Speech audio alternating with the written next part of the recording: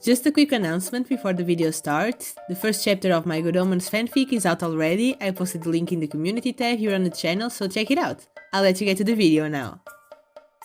Hey guys, I'm Little Artune and welcome to my channel, and thank you for clicking on this video. Today I decided to challenge myself. I made a short a while ago where I picked random markers and created a drawing inspired by those colors. I had a lot of fun, so I decided to repeat that challenge, but digitally this time. I found a website called Color Hunt, and in there you can find a lot of color palettes. I clicked on the random button and I got 6 options that were all great honestly. I used a random number generator to choose from those and I ended up with these 3. I'll be making a character based on each of them, but before you get started don't forget to leave your like and subscribe if you haven't yet. Well, let's get started then. And as the speed paint is going, let me tell you some of the rules I set for myself. I could only use the 4 colors, but I can mix them with each other. And that includes line art. I picked the darkest color for it for all the 3 drawings. And I also allowed myself to use white for the highlights and the eyes. And the last rule is that I didn't use any of the different layer blending modes. With that being said, the first color palette was right in my comfort zone. There are pinks and purples and everything is very soft. It reminded me of a sunset, but it also reminded me of the bi flag. I know there's blue there, but it still reminded me of it, so I took those ideas into this character. I wanted to make a fun floating pose, and I wanted her to look very cute and happy, because that was the vibe I was picking up from the colors. I gave her an happy expression, and I think it looks so cute. My art style is constantly changing, and lately it's leaning a little bit more to the cute and cartoony side of things, which I'm not mad about. And besides all the cuteness, I also added some bi traits. And as a bi person myself, I'd like to say that these are obviously a joke and not something to be taken seriously. I cuff my jeans and have a clear phone case, but that's not because I'm bi, you know what I mean? I still wanted to include the cuffed jeans though. And I also added a pin with the bi flag on the jacket. I actually want to make a series designing characters inspired by the pride flag, so it was fun to do something like that for this drawing. Not quite the same idea, but almost. And just a side note, I do love to learn about different LGBTQ+ identities, but my brain has such a big love for the flags. They are so colorful and beautiful, and I could rant about them for days. But with that being said, this character is really fun to make. I gave the pants a gradient and I didn't need to mix colors for the skin tone for this one. I felt like the lighter color was already good enough as is. And this palette had the perfect tones for blush and shading too. I really like this drawing, it makes me very happy. It was a perfect start. But it is done now, so let's move to the next one. And the second color palette was giving me fancy vibes. Like this character is glam and kind of mysterious, but sassy in an elegant way. Does that make sense? I don't know how to explain it, but imagine something like Captain Amelia from Treasure Planet.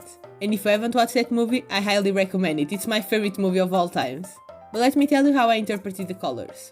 The 2 lighter ones are very warm and made this character a little more kind. They aren't mean or rude, they're just a little serious and hard to approach perhaps.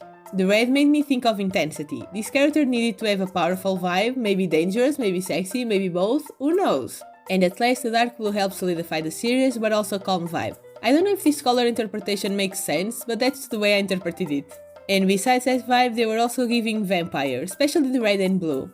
I don't know if they're a vampire, I did not make that decision. All I'll say is that they have red eyes, but besides that I have no idea. For this character I did mix the colors to create the skin tone and I think it looks good. And I also decided to give them vitiligo. There was no specific reason, I just thought it would look cool and it's also fun to add diversity in the character's design. But if I could fix one thing, I would also add some of the vitiligo to the hair. Because from the references I looked at, I noticed that sometimes the pigment is also lost in the scalp and hair. I don't think that's a super bad mistake, just something to keep in mind for next time. And speaking of the hair, I kept it very short because I just think it looks both elegant and badass, and it also makes it easier to see the outfit. And I'm so proud of how the pose turned out. Sometimes I have an hard time posing the characters, and drawing their backs is something I haven't practiced much, so the fact that I was able to draw this makes me very happy. Let's go to the last one then. And this last color combination was very pastel and automatically made me think of cottagecore. The green and yellow just reminded me of flowers and those beautiful dresses, so I had to make a flowery dress for this one. It was a little tricky to work with just because the darker color wasn't that dark, so the contrast is not the best. I tried my best to work with the colors and not make the character look plain. Working with a limited value range can be hard. And that's actually a tip for your drawings. If you turn the saturation of your piece to 0, you'll see it in a grayscale, and if it looks like everything is almost the same color, then I would suggest you add some variation to that. Make the dark parts a little bit darker and the light parts a little bit lighter.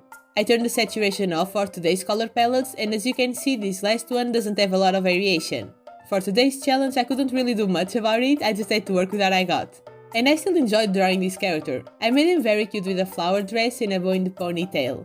I also love how the hands turned out. I feel like finally all the practicing has been paying off because the hands are finally looking like hands. And drawing a hand holding a dress is one of those things that I would always try to include in my drawings and end up changing it because it would look so bad. For this I also mixed some of the colors for the skin tone. And even though the piece looks a little bit orange, I think I did the best that I could.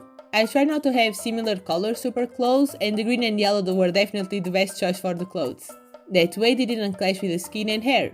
But I'm curious, what did you do with these color palettes? I'll link them in the description in case you'd like to try them out, or just pick your own from the website, as there are plenty to choose from. You can do a challenge like this, picking a random one, or you can just choose one that you like and work with that. And I think that's it for today. You can tell me in the comments which one was your favorite. And this was a lot of fun and a good way to deal with art block. Randomness is great for creativity.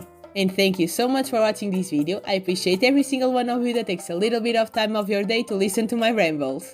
And if you like this video, don't forget to leave your like and subscribe so you don't miss future videos. And thank you again so much for watching. I appreciate it, and I'll see you in the next video. Bye!